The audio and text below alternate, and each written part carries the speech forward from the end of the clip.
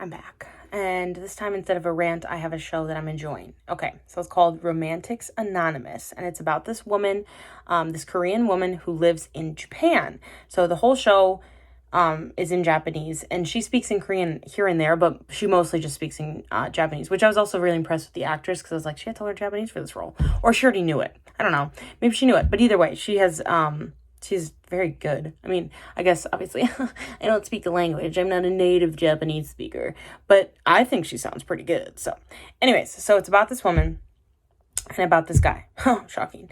So, she has, like, a severe fear of, like, making eye contact with people. Like, she cannot look people in the eye. The only person she could look in the eye was her mom, and then her mom passed away. And we don't really quite know her exact, like, trauma of why she struggles to look people in the eye. But we just know that she can. And so she is a chocolatier. She makes chocolate. Is that the correct verbiage? And she anonymously sends it to this bakery.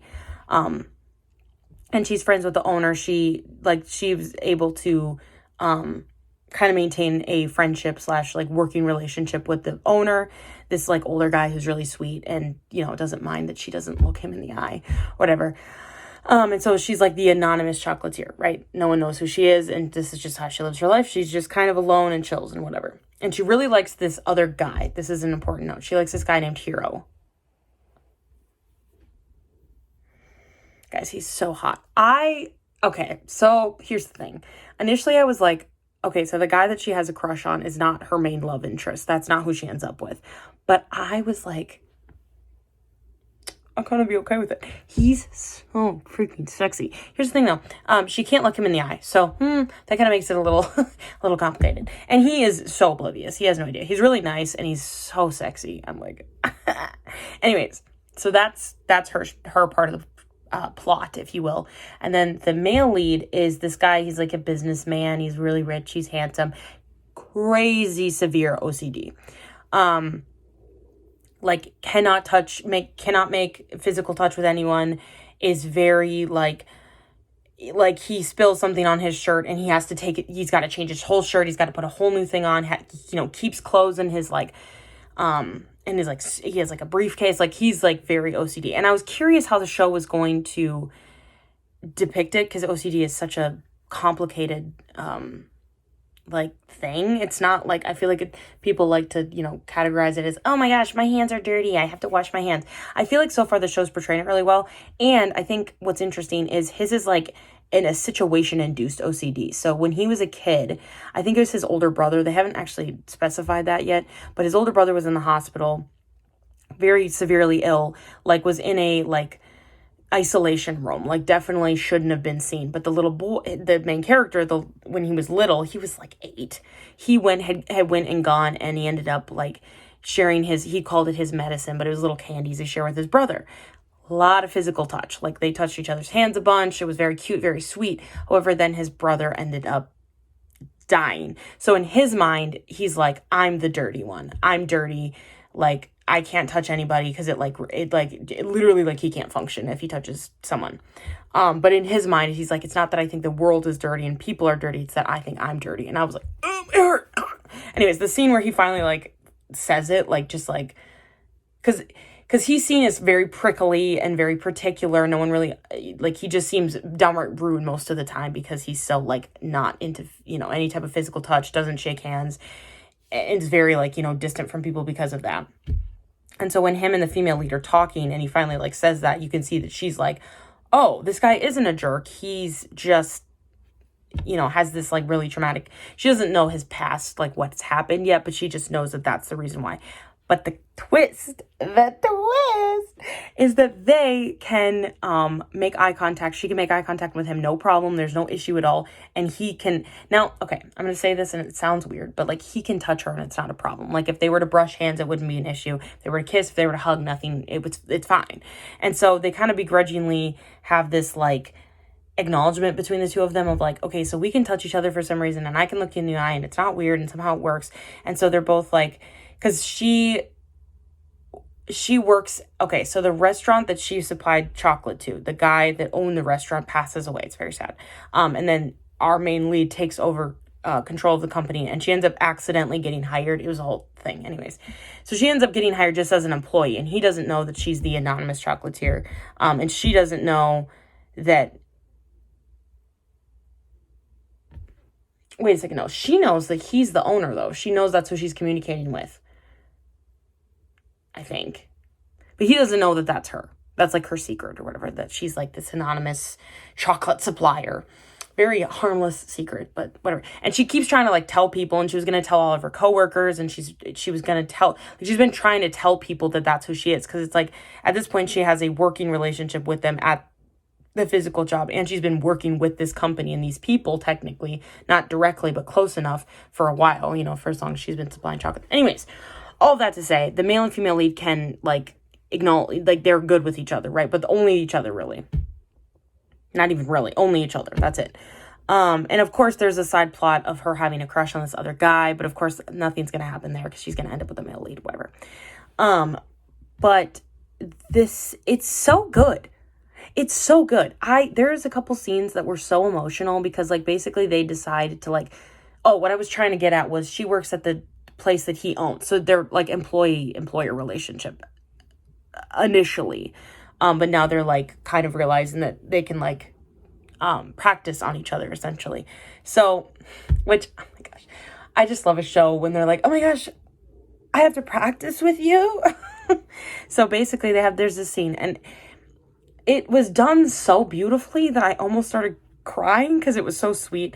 But, like, they're like, okay, we're going to practice on each other because we know that, like, so we both can get better. We want to both get better at just, like, being able to connect with the world, essentially.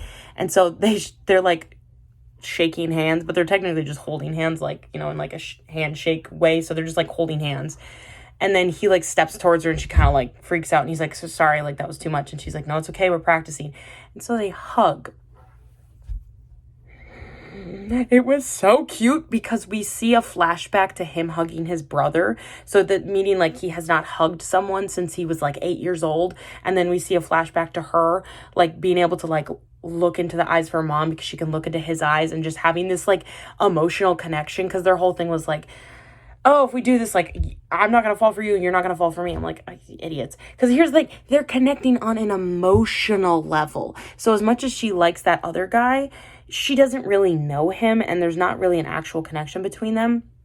Like, he had helped her when, like, he saved her from getting hit by a car. So I guess in that way, yes, they're emotionally connected. But I don't even know if he knows that's her. And he seemed very nonchalant about it after he helped her. He was like, stay safe. Okay, bye. And he left. And it was like, okay. So I don't even know if he knows, because I think that that's mainly the why she's so connected to that. The guy that she has a crush on is because she's like, oh my gosh, he saved me. Oh my gosh, he's so perfect. And I mean, he is kind of perfect. So there's also that. But anyways, her and her actual love interests I like how they're not initially even into each other. They're both kind of like, I don't really like you. You're annoying, whatever. But now that they have that connection of, like, oh, we're the only person that I can look at, and you're the only, like, look in the eyes of, you're the person I can touch, whatever. Obviously, it's going to happen. And also, the show is only 8 episodes, and I'm on the 4th episode. I'm on 4 episode. What? I'm on the 4th episode, so I'm already halfway through the show, so I'm like, the romance is going to start soon, because, like I said, they're connecting on an emotional level, which is going to be more sustaining for their relationship regardless. All of that to say, I'm really enjoying the show. Initially I was a little unsure because they had the female lead a little bit too, like, silly, and it was kind of making me get irritated. And I really like the actress, so I was like, okay, I know it's not her, I know it's just the character, but I was like, she's kind of annoying. Like, it was like so like, I don't know how to explain this, but, like, very, like, it was giving very anime character, and I wasn't really enjoying it. I was like, ugh. But thankfully she's chilled out a little bit, and they've made her not so, like, weird. I don't know how else to explain it. And it's funny because when she was talking in Japanese and then she would say something in Korean, the Korean almost didn't feel appropriate. And I think it's mostly just because the show, no one else is talking in Korean, so that's why. But at times I was almost like, you're not supposed to be speaking Korean. I was like, you're not Korean. What are you doing? Knowing she is. And having seen her in shows before where she was obviously speaking Korean. Anyways, but yeah, I'm really enjoying the show. I'm liking the male lead more than I thought, because initially I thought that the second male lead was way hotter. I still think he's more physically attractive, but the male lead is really growing on me in this show. Like, I'm really starting to like him. So yeah, I'm enjoying it. And then I have a different show that I'm watching called Would You Marry Me? I don't remember if I ended up talking about it, but it basically is about this woman. She's about to get married. She's like technically legally married to her fiance, finds out he's cheating on her, and so she breaks up with him. But she had entered this like raffle and ends up winning a freaking house, but she can't like take the house essentially because she registered it when she was married. And so she said she was married, and she basically lied and said her and her fiance, or well, at that point, her ex-fiance were still married. And so now she's lied, and now she has to like maintain this lie. And she's like, I don't have a husband anymore. Like my ex is like off somewhere else. He won't answer my calls. Like I wanted, and then she's going to get kicked out. She's going to get kicked out of her apartment. So she needs somewhere to stay. So she's like, what do I do? What do I do? Well, she's still having to meet this guy through a bunch of weird happenstance moments, who weirdly enough has the same name as her fiance. So they basically pose as a married couple. That's essentially what ends up happening. And then they end up working together through this, like through her business and through his job. And so they're working together in that way, and they're posing as a couple in different situations. They're starting to fall for each other, whatever. But we find out that he's liked her. Like he's known, so it's a childhood connection, but it's a cute childhood connection where he realized that she was the girl from his past, and he's like, oh my gosh. So he's been kind of falling for her first. And initially I wasn't a huge fan of the way they were like, the way they like were having his character act, because he was kind of rude to her, and it was kind of like, I was like, ew, gross, I don't love that. But then you find out that you see all the scenes of like him actually being the first to fall. I will say though, even if you go back and you're like, oh, I see all the scenes where he liked her and he fell first and all these things, I'm like, he still didn't have to be rude. Just saying. I'm like, you get a few passes, but not that many. And so anyways, the actors, I both like both of the male and female lead. So seeing them together has been fun. And the second male lead, I'm a big fan of that man. So I'm hoping he gets an actual like love line with a different character. Because they're really interesting. So I'm watching that, and then obviously I'm still watching Apothecary Diaries, my anime. I haven't even gotten close to finishing it. I have a couple episodes left. Season 3 is in the production, so I don't know when I'm going to finish season 2, because whatever. I'm technically still watching my other anime as well. I got really irritated with it, low-key, though, because I really don't like the female lead. Sue me. She sounds like a child. It's weird. It's gross. She makes a lot of weird sounds. I don't like it. Sorry.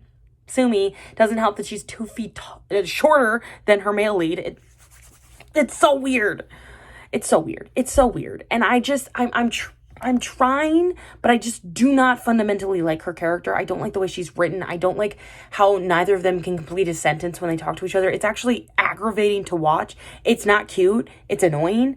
But there's like parts of the show that I really want to watch, but I'm kind of realizing that the good moments that I've like seen clips of and seen in edits, I'm like, might not actually even be that good in the span of the show. And I heard a lot of people overhyping the show, and I saw a lot of people being like, this show's not even that good.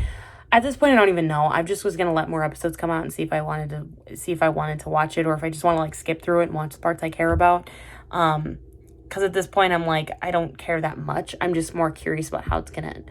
Like, because I know, and the whole thing too is like, I know that eventually they must do a time jump in the show. They get married. So I'm like, I've seen that clip. I've seen all the spoilers. So I'm like, I've seen everything that happens in the show. Anyways, so that's that.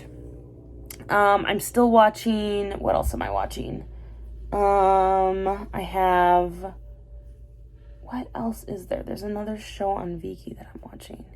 Oh, well, okay, so I was watching this show called Fight for My Way, which was this, like, OG K-drama from, like, 2017 that I had seen clips of and watched parts of a million times, so I never just sat down and watched.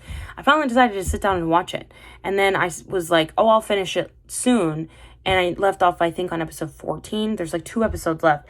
And then the show got taken off of Viki, the, like, streaming service, and it's like, this show's not available in your country, and I'm like, what the heck? This show has been on Viki probably since 2017. And then when I finally decide to watch it and I have like 2 episodes left, it just like drops off. And I'm like, oh, okay. Yeah, okay. So anyways, I know how it ends, but it's still annoying. Okay, also I went to my Netflix so I could see, because I have my computer open right now. The other show that I'm watching that, oh my gosh, I'm loving so much more than I thought I was going to. It's called Typhoon Family. It's about this guy whose dad runs this like company, and it's during the like IMF crisis in Korea, so 1998, where basically like all these businesses are going under, everyone's losing business, the economy's horrific, like really really bad. And I'm gonna be so honest, I don't know if this was happening in the U.S. as well. That's when I was born, so I have no idea. I don't know. But anyways, so yeah, his dad runs this company, and then his dad ends up tragically dying. Very sad. And also pretty sure there was some mischief in his death because it was very suspicious. And then the son basically takes over the company and kind of like brings it back. Because right after his dad dies, he like goes to work as an employee there because he's like kind of decides that he just like wants to be like kind of step up, because he'd been kind of flip-flopping, floating around, not really doing anything, not really having a job, and that was kind of an issue with him and his dad, and there was a whole thing.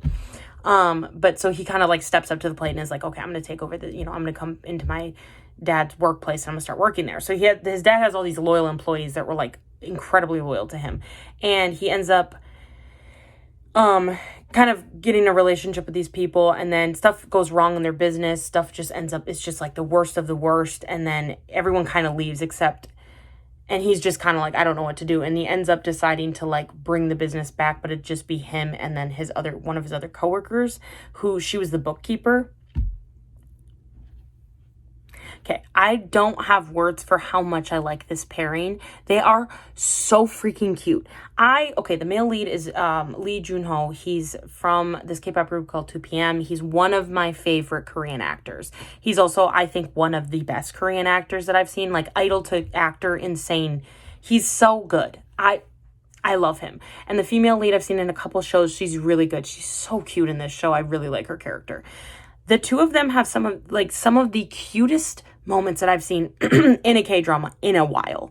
And I knew that Junho was going to kill, because I was like, he's such a good actor. That man would have chemistry with a rock. He's so good. And they are so cute. It's so innocent. It's so sweet. It's so genuine. And nothing's even like technically happened romantically, but it's just like they are so cute and so connected, because now it's like the two of them working. And I think that they're going to slowly, the other employees that had left are going to come back maybe, and they'll kind of work back up, because he's basically just trying to like build his business back up essentially. So anyways, that's been a really random one-off show.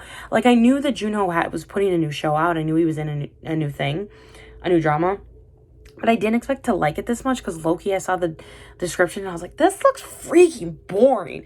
But here I am tuning in every like Saturday, Sunday, like going, oh my gosh, what's gonna happen to my show? I know I mostly like it because it's him. I'm not gonna lie. If it was a different actor that I didn't care about, I wouldn't care about the show. But because it's him, he brings such a fresh like air to everything, and he brings such a fresh perspective, and he's so gorgeous, and I love him so much. We're gonna go on Viki and see what else I have, because I know that I know I have another show. Also, my Viki always signs me out on my computer, and it's really annoying. What is this? That looks like a Thai drama. Sorry, I'm distracted. Let's see where. Oh, there was this Chinese drama I really wanted to watch because it looked really crazy. It's like an enemies to lovers, but like actually enemies to lovers. But I don't think it's not on Viki or like Netflix or anything. It's on this like other like a streaming service called QV, something with a Q. Where the heck is my list? Where is my watch list? That's just added. Oh, I don't have a watch list because I'm not signed in. Never mind. Hold on, give me 1 second. So anyways, that has been my shows of recently. I'm just checking one more thing really quick. Just wait. Can I put you on hold?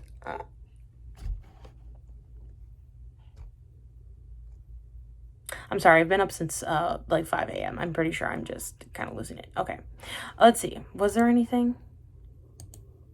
No, there wasn't. After all that, there wasn't anything. I have a bunch of stuff on my list, but I haven't watched any of it. Let's see if Fight for My Way is back. Nope. That's crazy. Sorry, my screen just popped up in error. Anyways, that's all I have to say. So, that's my video. I think that's it. And I swear if I have another show that I'm watching that I forgot about, I'm going to be super annoyed. I don't think so, though. I don't think I have anything else. So, okay. Excuse me. Bye.